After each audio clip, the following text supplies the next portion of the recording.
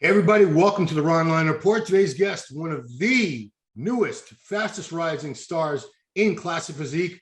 Please welcome all the way from Germany, the Miracle Bear, Urs Kalecinski. Good morning, Hey, good Ron. afternoon for you. Yeah, midday. Thanks for having me on, Ron. Okay, oh yeah, I mean, Nice to see and hear you again. I can't believe we haven't had more interviews with you, but I'm glad we haven't. I want to get the first one since the Olympia. So, Yeah, first thing I want to get out of the way is the nickname. You've got a great nickname. It's your Instagram title, the Miracle Bear. Uh, yeah, Urs means bear in many languages, I think, Urso, Urs, yeah. something like that. So, who gave you the nickname, or did you give it to yourself? Where did it come from? That's a funny story, Ron. Yeah. It was back in the days in 2016 where I did my first competition, like I said before, and my best friend and my training partner. One day, he came into the posing room, and I was posing like that, and he's like, "Man, you're the miracle bear," because yeah, he said it's crazy how I can pose and everything, and Urs is called bear in many languages, like you said before, Yeah. and yeah, he gave me this name, and I was like, yeah, okay, I have to give me another Instagram name because Urs Kalecinski is not Hmm. not the best name. It's like a Hidetada Yamagashi name, Yeah. Yeah. and it's a little bit hard to spell and to understand. And then I said, okay, let's do the Miracle Bear. Why not? Well, you know, And Milos said right after you won Tampa, people are going to learn to spell your name. They're going to learn your name, just like they had to learn Schwarzenegger. But yeah, Kalachinsky, I'm going to help everybody out there. You know, kale, that vegetable that nobody likes. yeah, Just kale, and then Cinski. You got it, Kalachinsky. You got it. yeah. Okay, And I so like how the guys in the US pronounce my first name Urs. Urs, It's more like it sounds cool because in Germany everybody says Urs. Urs. Oh, Yeah. I'd never met. You know, obviously there might be other people over in Germany or Poland named Urs, but I've never met any other people. Where did your parents get that name? Is that a common name? Yeah, it's not so common. It's the name is from Switzerland Oh, originally, and in Switzerland a lot of people are named Urs. oh, okay, But yeah, so in okay. Germany it's not the normal name for Oh, everyone. It's more like Tim or like uh, okay. Marcus or something. Yeah. That's Well, I the think a typical lot of your name. fans are going to name their sons Urs after you. So Come on, man. stranger things have happened. Believe me, I've seen some weird things go on. So let's go back to the beginning. You're still, you know, all year we were saying 22. You turned 23 in April. You're still very, very young. I think you were by far the youngest guy up in that top five for sure. But it's funny, the top five, everybody was under 30 except for Breon. It's crazy how the young men are really taking over Classic and making it such a powerful division. I'm excited about it. But let's go back to the beginning for you. So you are a second generation lifter. Your father was an Olympic weightlifter. Is that correct? That's absolutely correct. Yeah, and I was very young, and he'd take me with him to the training center, Hmm. and I was sitting there beside the magnesia and and another weightlifters, and yeah, I was happy about it. And then a couple years after it, I started my own journey. So Hmm. yeah, it's cool to representing this to my family. Yeah. Just curious, how far did he go? Did he represent did he go national level, international level Yeah, he competing? was. My parents are originally from Poland, Yeah. and he was at the Polish national team in the 80s.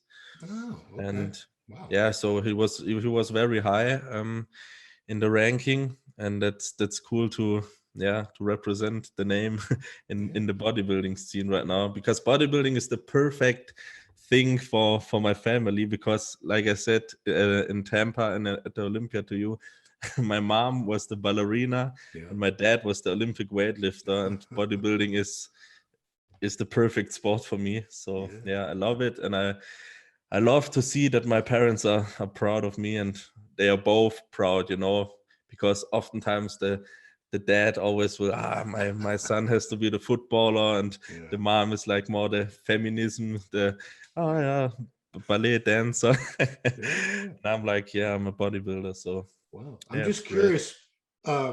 Genetics, where do your genetics come from, your mom, your dad, or both? Because you have fantastic genetics. Thanks for that.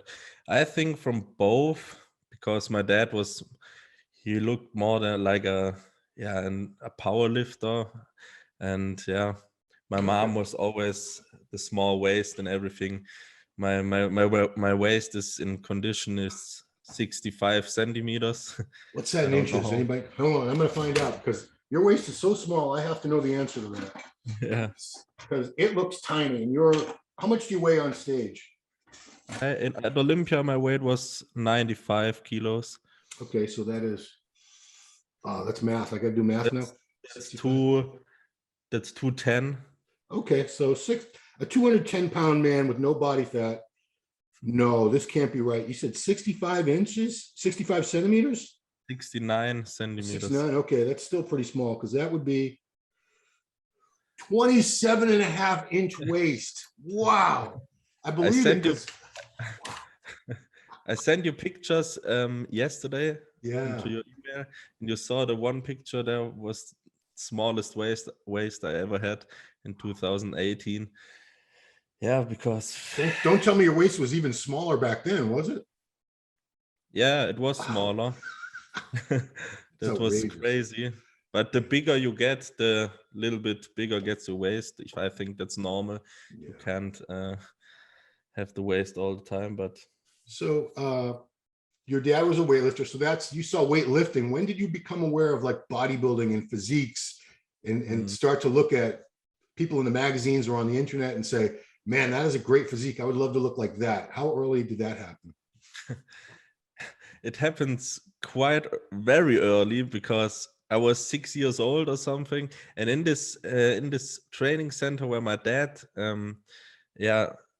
trained back in the days, there was a picture from Lee Haney, the one with the jeans on the streets. You know that Yes, picture? with the manhole covers with the smoke coming out of them, the steam. Yeah, perfect. Front lat Exactly spread. that picture. Yeah, with the lat spread. Yeah.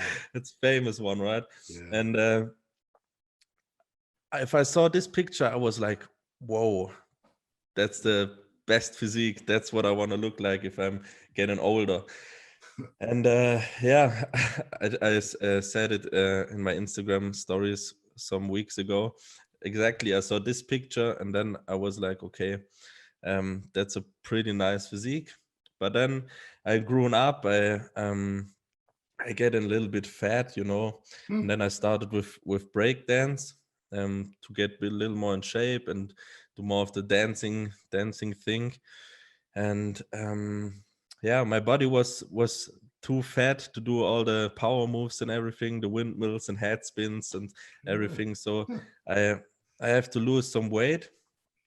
And then I decided, okay, let's go to the gym. And my brother was a professional like it said, he's doing not artistics, you know, it's I don't know the English word for it. Say it in German. Somebody can translate for us. Turnen.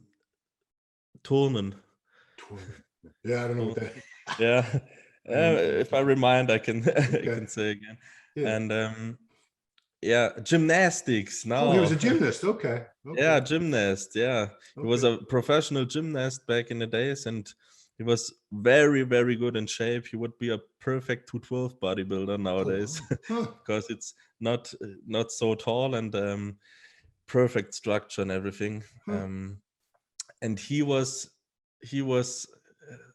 the guy why I started bodybuilding.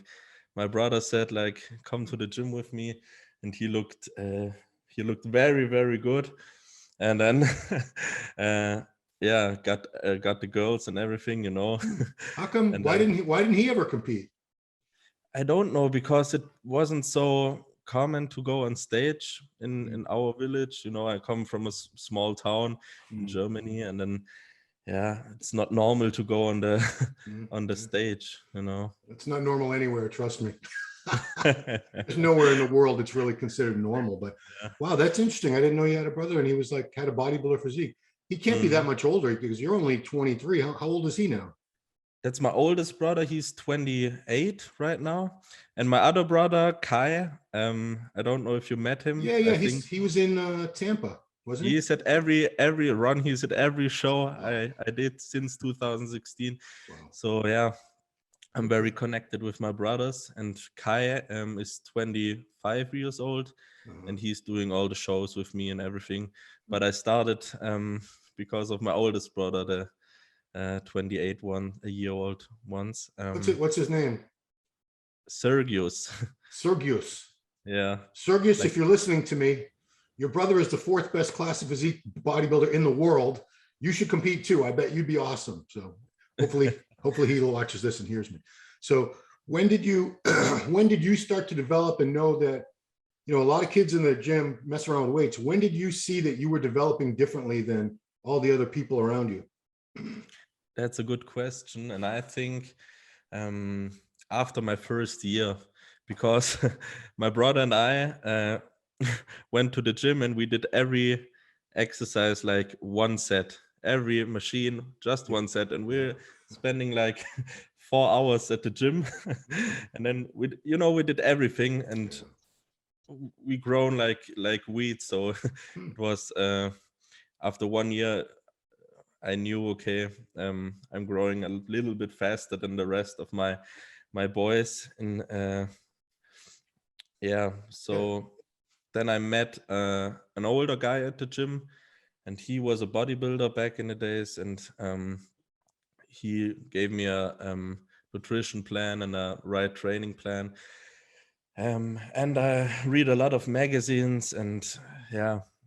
So you started competing very young too, 16 years old?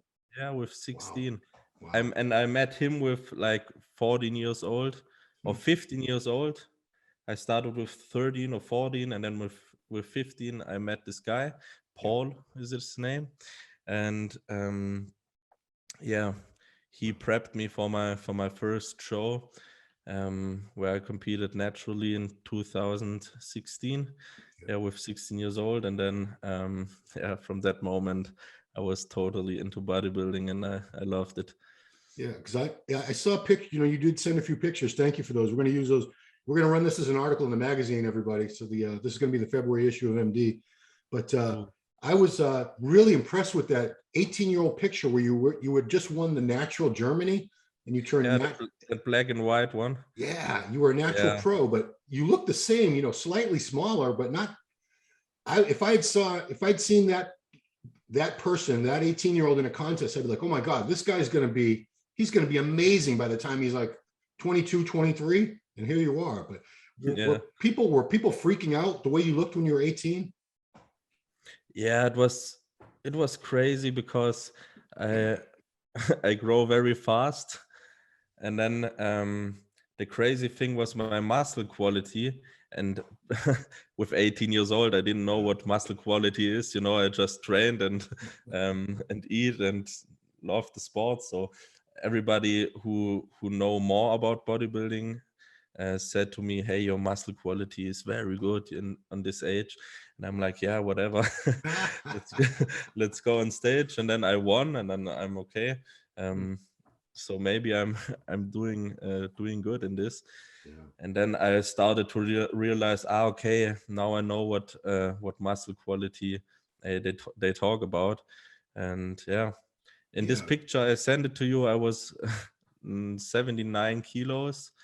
So it's 160, about under 160 pounds. Wow. Yeah, it's very, very, very. And you're 5'11"? You're almost 6 foot? Yeah, I'm 5'11". Yeah. Wow. Yeah, I would never have guessed you were under 160 pounds, because you know the small joints and the way the muscles come off, they make it look like you're heavier. It's, you know, we'll get to that later. It's you still have room to grow into your division, a lot of room, which is it's amazing. It's that's why people talk about it. What's one reason people really talk about your potential so much. But let's go back to the competition. So 2016 was your first show. 2018 you turned pro naturally. In 2019 you turned pro at the Iceland Pro Qualifier. Yeah. And then you jumped right into a pro show, within a week or two? Yeah, it was a week after it, because I always was good with Dennis James, because Yeah, he's well known in Germany. And I had a video shoot with him for a German YouTube channel, and he said, "Hey, you have to do the Dennis James Pro Show." Hmm. And I was like, Dennis, I'm 89 kilos. Yeah. I don't want to get last. Yeah. But you And then didn't. he's, no, you don't get last. Trust me. Hmm. And then I did the show just for fun. Yeah. And then I was in the first call out, and I'm like, oh shit. And you were a Crazy. teenager. And You were then, still a teenager, right? 19? yeah. Wow. Yeah. Wow. And yeah. So then you took a year off. You took 2020 off, which was a Yeah. good year to take off for anybody because contests were being canceled and rescheduled. It was Yeah. a horrible year for contests. But man, you came back. This was a great year for you. So you started off the year in Tijuana, Mexico. And it's Yeah. funny thing is, you know, Hector Mendoza, who works, he's our video guy at most of the shows. He does stills, he's a photographer. Yeah. Hector was Yeah. at that show and he sent me pictures. He goes, you got to see this kid. This kid that took second place to who won? I can't even remember. Mike won. Mike Summerfield, yeah. By 1 point. Mike the badass by 1 point. Yeah. But I said, geez, this kid's great. And then, you know, I didn't know if you were going to compete again soon, but Tampa, you showed up, you blew that show away. That was crazy. And then your first Olympia, wow, 4th place in your first Olympia. Damn, it's nobody knew who you were in the beginning of the summer of 2021, but by the Olympia, the whole world knew your name. You know, maybe they can't spell it, but yeah, it must have been a crazy year for you to go from total obscurity, nobody knows who I am, to now you're getting thousands of DMs and everybody wants to know you and be coached by you and talk to you. You know, what's it been like becoming crazy, Ron. famous? Yeah. You became famous very quick. Yeah, it was maybe the craziest year of my career so far. I don't know, but you know, I planned to do Mexico, and then no show after it, Really? and then it was the best thing to take the second place by 1 point, because I was like, now I have to go to the US. So I told to my brother Kai, yeah, let's do this. Let's go to the US. And then we did all the visa and everything, and it was so hard to get to Tampa, but then we made it. And then I saw the competitors list, like over 40 athletes. Yes, yeah. And I said to my brother, oh shit. Yeah, you know. Take our backpacks and go back to Germany. Yeah, I just want to tell everybody, there's been a lot of Classic Physique shows that have some of the post-Olympia shows, the lineup has been very small at some of them, like 8 or 10 guys. But the show that you won, that was your first pro win. I think there were exactly 40 guys. It was one of the biggest classic, maybe the biggest Classic Physique divisions I've ever seen at a contest. I can't remember. Yeah, it was 43 guys, I remember. Wow. So, you know, only the classic division were 3 hours Wow. to do all of that comparisons and everything. That was so crazy. And there are big names on the stage, you know, Chris Laureus, and I'm a fan of him until this day, you know. So I was like, hey, he placed second at the Arnold Classics in 2000, I don't know, 19 or something. Yeah. He was very, very, it was very controversial. The late George Peterson beat him. Yeah. And that contest changed the way Classic was judged after that, I believe. Yeah, that's true, Ron. And I'm like, okay, to beat guys like him, it's very hard. And then after prejudging, Milos came to me and said, you're doing very good. Yeah. And at the same time, Dennis Wolf texted to me, hey, just keep going. You're in a good spot. And then we took the first win. And I was very happy about it. Yeah. And then we go straight to Olympia. Yeah. So what was it like? Because, you know, obviously, I think every competitor and anyone who follows Classic, Chris Bumstead is like the icon. He's the Olympia champ. He's so popular, millions of followers and everything. I'm sure you were a fan to some aspect, and you still are. So what was it like competing against somebody you looked up to and, you know, respected so much? I can't describe it because I said to you in Tampa, it's so unreal because I'm from a so small village here in Germany, and to go to US, it's crazy for the most people from that village. That's like, oh no, US is so far away. And my brother and I just go to the US, and everybody is with a big team and with a big sponsor and everything. And I was just with my brother. And then we go there. We won the Tampa show, and then I realized, okay, I'm going to stand next to Bumstead and the really big names in the sport. And then at the Olympia, it was just, I was so relaxed, because I had no expectations on the outcome. And then I placed fourth, and I was so so it was just crazy for me. And I can't realize it until this day. So it was very, very cool to stand next to them. So one thing I got to bring up is, your stage presence, your performance, it's so flawless. It's like you would think you'd been competing as a pro for 10, 20 years. You're so polished and professional. And, your mother plays a big role in that. So she's just not a supporter. She works with you did she put your routines together for these shows? Yeah, we work in, she don't know every bodybuilding pose, and I'm like, hey mom, let's do it like this. And she brings the more artistic and like the icing on the cake in this choreography, because she knows everything about the head and the hands and the fingers, the little things they're making the big difference in a choreography. And I'm very happy about it to do this with her. And it's like our thing, it's a family thing. And you even throw in some breakdancing in your routines too. That's no one would ever expect this blonde 6-foot kid from Germany to start breakdancing. It's amazing. The people go crazy for it. And my mother said to me, hey, everybody is doing like, not the same thing, but all the dramatic classic thing. Why you don't go in and do like your character is, I'm a very happy guy.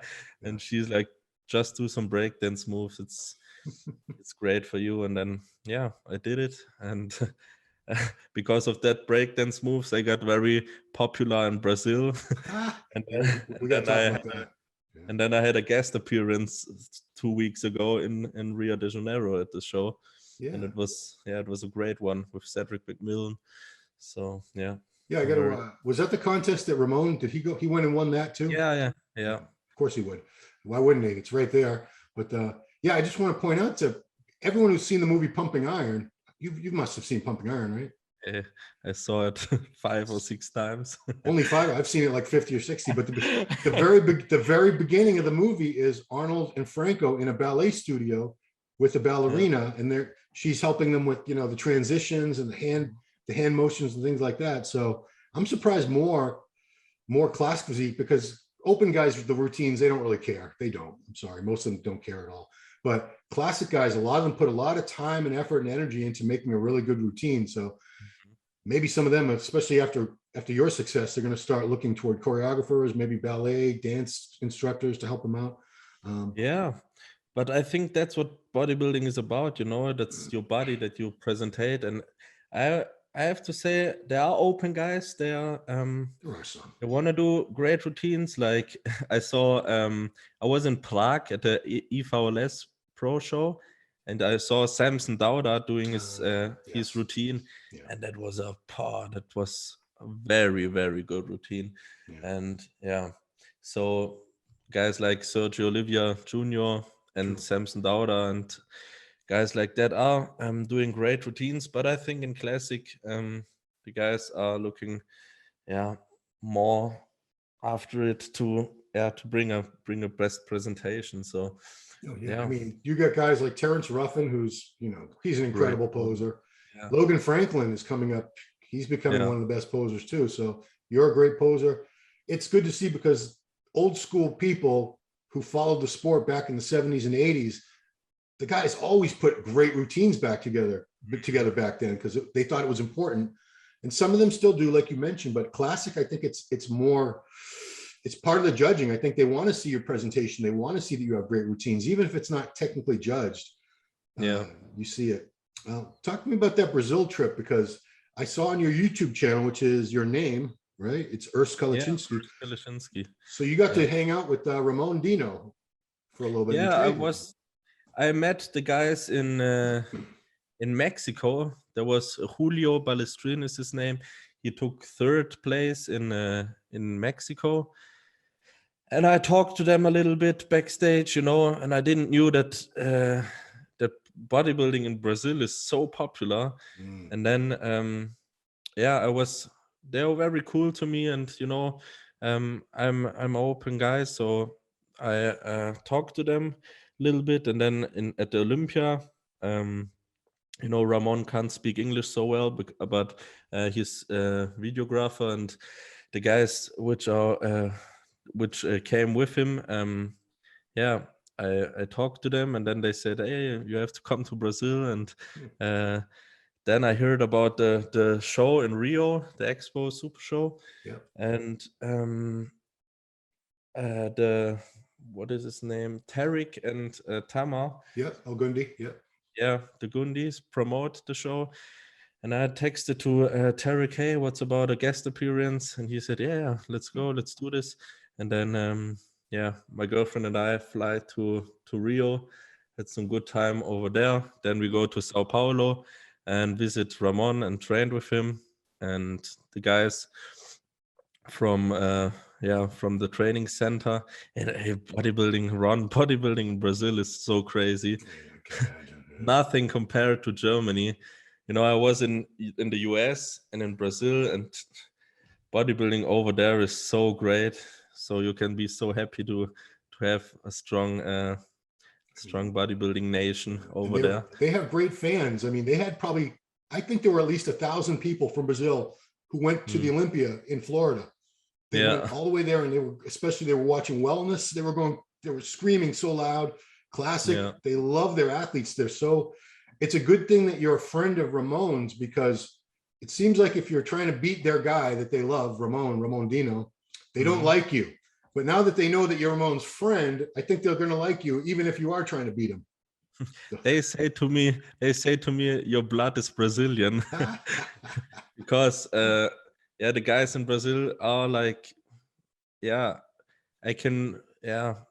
I'm better with them, like with the German guys, because they are so happy and everything, like I am. And then they said, okay, your blood is Brazilian. Yeah. So I was very happy about it, and now they support me like crazy on the social media. And it's very cool. And they text me, hey, you've beating Ramon, but we don't are angry on you. So that's good. So it's cool. Yeah, because they were a little angry at Ian Valliere, apparently, because on Fuad's podcast, I think it was, they asked him, who do you think is going to be the next Mr. Olympia after Chris? And he said Urs Kalecinski. That's my pick. And there's a lot of people think it could be you. A lot of people think it could be Ramon. You never know. Who knows what's going to happen in the future? But I mean, what was it like to hear that from? And I've heard it from he's not the first person to say that, because you have, if Chris Bumstead is what they like the most, that's their ideal for Classic. You're very close. You're closer to that look than Terrence or Breon or some of these guys. You got the wide shoulders, the height, a lot of the things that are Chris's strong points. So I don't know, what's it like to hear that from people, that they have that much faith in your potential to win that title? Yeah, it's on one side it's crazy and very cool to hear, but at the other side, it sounds crazy, but I don't want to hear that too much, because I think some guys, they are like, oh, okay, everybody thinks I'm getting to the top, so they get more lazy. And I try to be like a Dorian Yates mindset, and I'm training in a basement gym, here in Berlin. Oh, wow. Very rough and cold, and I love that, and I try to try to be like in 2016. Nobody knew me, and I always try to push the very best at the gym and progress. And yeah, maybe if one day, if I'm getting an Olympia champ, then I'm happy about it. But right now I am heads down and let's go to work. Talk to me a little bit about your training, because people think classic guys must have to train differently to keep your waist that small. Do you train just like every other bodybuilder, or are there certain things that you do that they don't do, or certain things you stay away from, like heavy deadlifts? Anything different about your training? Yeah, that's an interesting question, Ron. And I was in 2019, in 2020, I visited Dorian Yates in Marbella. Oh, wow. Yeah, for a training camp with him. And I spent 3 or 4 days doing everything with him, you know, eating and training. And he said to me, hey, do the high intensity stuff. You have a great muscle quality, but you need more size. And then I started to train like this. And my actually my coach right now is Stefan Kienzl. I don't know if you knew him. Boss of Outlaw on Instagram. Yeah. He's on the he loves that method with high intensity. I'm doing 2 sets, 1 top set, 1 back off set, so very hard and heavy, and maximum of intensity. And yeah, that's how I train, and I put like 20 pounds in 1 year. Wow. with that training method, and it's very great. Also my body responds very good to it. And yeah, the only thing I don't do are like too heavy squats and too heavy deadlifts, like you said. Not because of the waist. I think if you see Chris Bumstead deadlifting 6 plates or something like that, and his waist is very small, I don't think that's the reason why. But my joints, especially my knee joints, are from my mother, and they are very they're very small and at the same time very dangerous. True. Yeah. To do too heavy weights.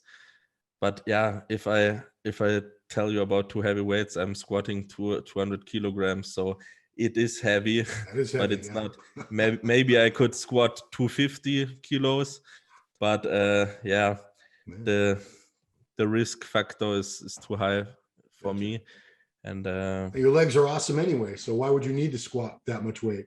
You know? Yeah, I don't think they're very awesome, but I try to build them up. So yeah, you don't need too heavy weights. That's interesting, because a lot of bodybuilders they would never even try Dorian Yates high intensity. They would think that's not enough. I need more volume. But you trained with more volume before that, and your results are much better now since you trained with Dorian, right? Yeah. Wow, interesting. So maybe this is going to inspire some people to give it a try. What do you got to lose, people? Nothing. Yeah. So, especially when you are in your 20s, you know, because you can't get injured so fast. And with the high intensity thing, you train very heavy and on a very high intensity. So maybe when you're older, it's a little bit better to do more like the volume approach. But yeah, right now I'm going all in high intensity, and I love it. Right. So like I think your legs are fine. You know, Milo said the same thing. He just wanted to see, I think, a little more arms, a little more tricep, especially. And what did he say? Like more back thickness or something? Yeah, more back, not more back width, because compared to Chris, it's cool to stand next to the Mr. Olympia, because now I can see which areas I have to bring up, and I definitely need a little bit more arms and more back. And with the 6 kilos or 10 or 12 pounds, I don't know how much it is, room, I can grow them very good, I think. Yeah, I mean, you're still so young. I mean, that's the age Chris was when he first did the Olympia as well. So, you know, and 2 years later, he was the champ. So Yeah, who knows? We'll see what happens, right? We'll see what happens. You never know. we'll see. Certainly you have a good a chance as anybody, any of those top 5 guys for sure. Yeah. So right now we're not sure when you're going to compete. We're not going to talk about it because who knows? It's still the Yeah. off season. We'll find out soon. But what are your any messages for your fans out there? Because you have so many fans and followers that are inspired by you every day. A lot of them, they want to be. I talk to young guys and they say, I would love to look. They never talk about the older competitors. They say, I want to look like Bumstead. I want to look like Urs. I want to look like Ramon, because these are all young kids I'm talking to. Yeah. So what's your best advice for them as far as these kids that they look up to and aspire to someday hopefully get some type of physique remotely like yours? That's so cool to hear, Ron, because I'm so happy to be, to be there for the young guys, like the next generation. And yeah, it's great to have like an influence of them, because bodybuilding is a great sport for especially the younger guys, to have a good to be not in the streets and everything, so spend your time in the gym, do a right thing, and you can be you can go very far in the sport, because hey, I'm just a guy from the smallest village in Germany. There are more cows like people than people, and yeah, I did it to the Olympia stage, so you out there can do it as well. Just stick to the plan and take your time. Don't rush anything. Bodybuilding is a marathon, like I said. It's not a sprint. And yeah, love what you're doing. And then one day you stand next to me or Chris at the Olympia stage, and Ron doing your interview. Yeah, of course. Yeah, it's I don't want to make it sound like the sport was dying, but Classic really, it gave the sport something it really needed, because young people were starting to turn away. They didn't want to look like the guys on the Open Olympia stage. It just didn't seem possible. And, men's physique, there's no posing. It's not exciting to a lot of guys, but Classic, they said, wow, these guys look amazing. They have small waists. They can do a vacuum. They're good looking. They're great posers, and they look healthy, and they're young. So many of you guys are young. And, a 19, 20-year-old kid, it's hard for him to look up to a 40, 45-year-old man, because they can't relate to him. That's like my dad. That's like my dad's age. But they see somebody like you, who's like their age, and they're like, wow, him and Bumstead and these guys, Ramon, Terrence, they can do it. They're young. I can do it too. So yeah, you guys are really helping out, whether you know it or not. Yeah, that's very cool. Yeah, and it's cool to grow the bodybuilding thing more in the mainstream, like it mixes together, because sometimes I met people here in the streets. They're like, hey, you're the bodybuilder, you're the classic guy, and they had nothing to do with bodybuilding before that. And that's very cool to see, because I love when bodybuilding is getting more popular, because it's a great sport, like I said before. And yeah, so we have one mission, and maybe one day we are going back to ESPN or Sport One in Germany, like in the 80s and 90s on the television. It would be great, That would be great. Yeah, that's I was lucky enough to work on the television shows in the 90s, and people don't even believe me. I said, yeah, the Olympia was on TV.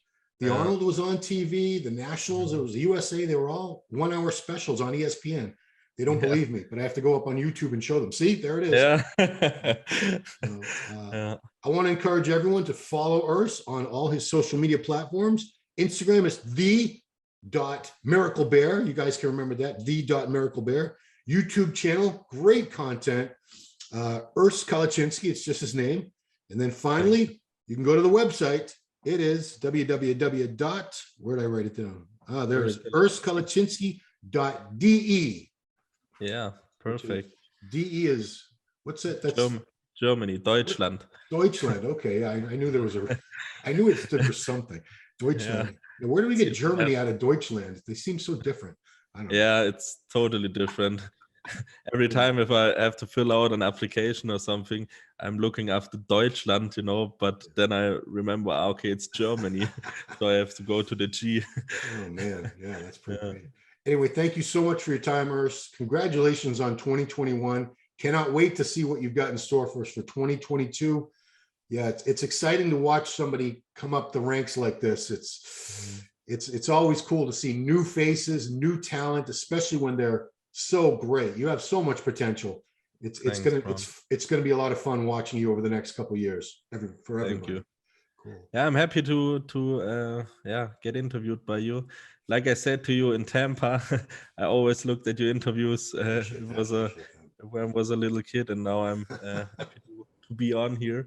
And do some content stuff for the US and the English speaking people out there, because I want to be that guy from Europe that can say, hey, we have good athletes here in Europe as well. So 100%. yeah, All right, thanks for that.